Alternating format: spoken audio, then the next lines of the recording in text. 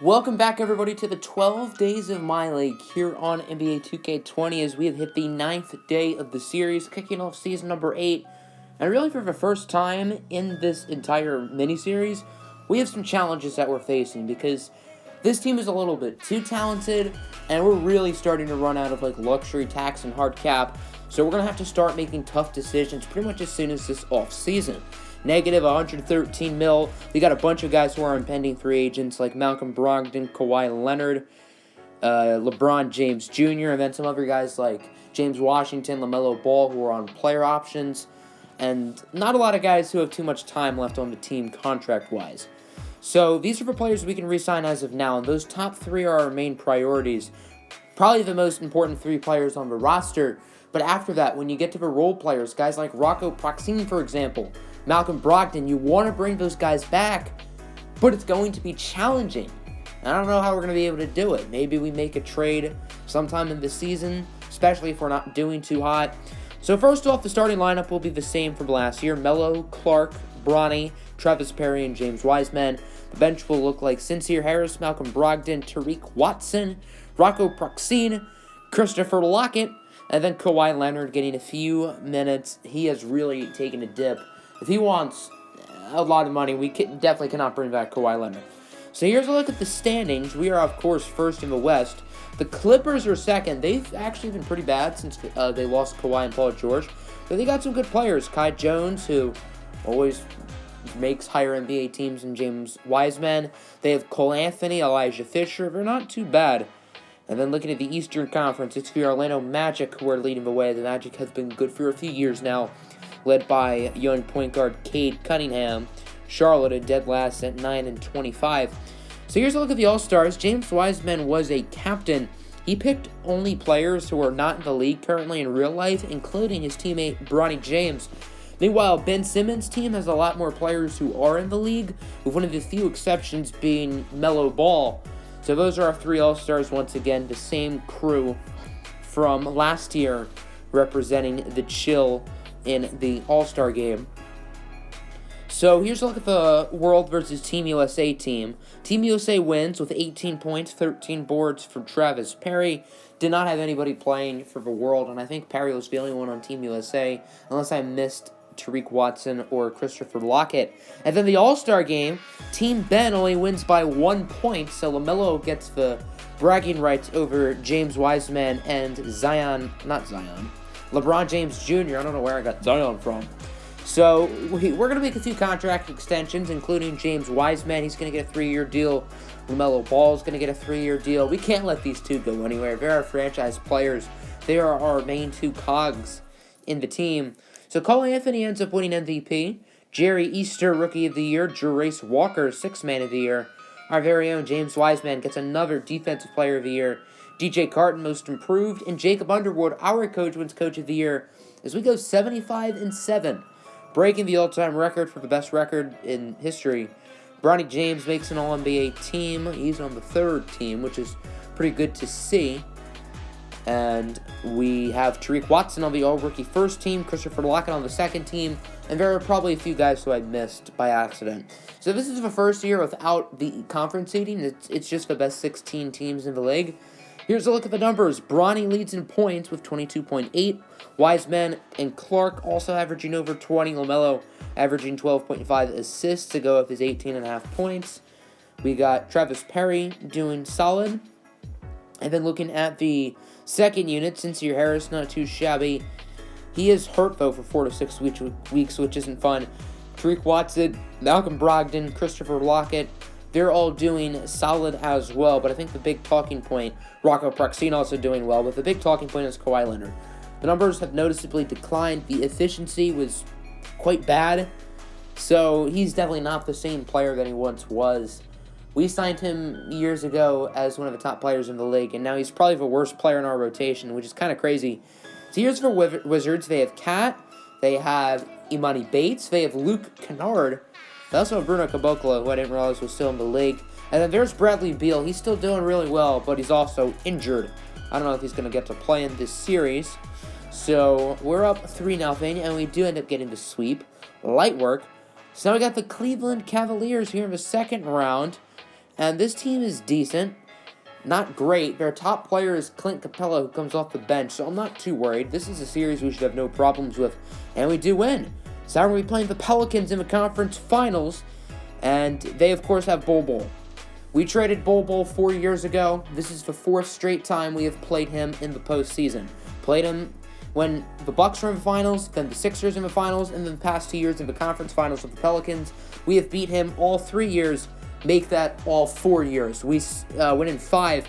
So now we got the Clippers in the finals, led by MVP Cole Anthony. Also got Kai Jones. So finally, Jones and Wiseman get to duel it out, and we'll get to figure out who the better player is. They also have Derek White coming off their bench. It seems like we're always running into Derek White, one of our top picks in the original expansion draft, as the Alaska Chill, our NBA champions, LeBron James Jr., Finals MVP. And the Chill have won back-to-back NBA championships. That's 4 in a row. So here's a look at the retirements. KD, K-Love, Russell Westbrook, Boogie, John Wall, Kemba Walker. Some good players in here. Devontae Graham is retiring. That makes me sad. Stanley Johnson, Bruce Brown, Taco Fall. I want to show you guys Taco Fall's numbers real quick. Not a ton of points, but the rebounds, of course, were there. I think at one point he was averaging like 9 points and 19 rebounds. I guess those numbers have gone down. There's Kyle Guy. He was on the team for a little bit. Put up 21 in a season with the Cavs once he left. And outside of that, no one else really too notable. Few recognizable names. Billy Burns, he does not play basketball, but okay. And then looking at staff retirements, there are some big ones. Rick Carlisle, Eric Spoelstra hanging up the clipboard. KD and Russ are the only two in the Hall of Fame, which is A, ironic that it's only those two and they hate each other. B, I think K-Love, Boogie, Wall, Kemba all make cases. And then Kevin Durant gets his Oklahoma City Thunder jersey, and I call BS. Russ does not get his Thunder jersey retired. KD's does not get his Golden State jersey retired. Heck, maybe even KD gets his Brooklyn jersey retired. But I mean, how does Russell Westbrook not get his Thunder jersey retired? And KD does. I don't know what to say about that. So, for our annual rule change, what we're going to be adding is a sudden death overtime. First team to score wins the game. Which is definitely a big change, but I think it's kind of a fun change, and it makes overtime quite crazy, I guess. Here's a look at the draft lottery, and the Pistons get the number 1 overall pick. I like that. I also don't like that, because that means in 2027 the Pistons are still terrible.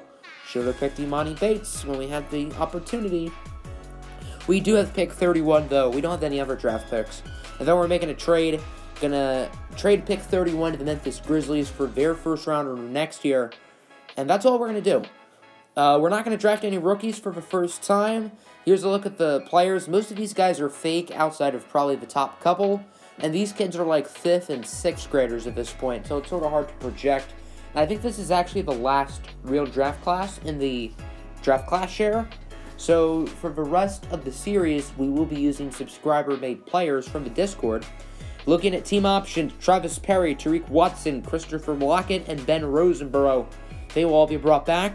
And there are some interesting players who are declining. Chris Livingston, who averaged 34 points a game last year. Anthony Edwards, Devin Booker. Jackson Hayes is declining. There are some decent players in here who are going to be leaving their respective teams. Going to offer the qualifying offers for LeBron James Jr. along with Rocco Proxine. Obviously, Bronny is the main priority here. Also have Malcolm Brogdon and Kawhi Leonard in free agency too. So as long as we bring back Bronny, it's not the end of the world.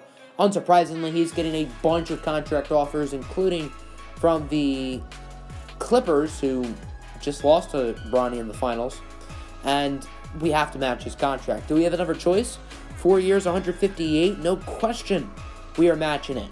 We are going to renounce the rights to Kawhi Leonard along with Malcolm Brogdon and a few of these guys down there. I renounce the rights to Vlad Likovsky. I kind of regret that, but oh well. As long as we bring back Bronny, it's really not the end of the world. And LeBron James Jr. will be returning to the Alaska Chill, thank goodness. Also, Rocco Proxine's being offered a contract, 3 years, $96 million from the Jazz. We're not going to do it. He's a good player, but we're not paying $33 million a year for that. Rocco, I wish you the best of luck. Congratulations on your 3 championship rings, technically 4, but he was overseas for the first one. And then we're going to make another contract. 1 year, about $12 million for Kawhi Leonard. I thought it was only right to bring him back. We weren't really going to go after anyone else, so we might as well bring Mr. Leonard back. So he will be returning to the Chill for at least 1 more year. Here's a look at the team headed into season number 9. Yeah, this team is absolutely stacked. Kawhi goes down to an 80, and we do have Vlad Lukovsky, so I did renounce his rights. I don't know why I thought I didn't, but oh well. I'm not complaining. So next up, we got the draft class thing, as I mentioned earlier. There's no 2028 one at this point. We're just looking at elementary school kids. So the next player we pick will be a subscriber-made guy from the Discord. I think it'll be based on position. I'm not really sure how I'm going to do it. So we're going to give Christopher Lockett perimeter defense for our first training camp. And then the second one, we're going to give Terrence Clark basketball 101. So both of them improve as we are now set to kick off season number 9. I hope you guys enjoyed the episode. Make sure to hit the like button and subscribe. And as always, have a good one. Peace.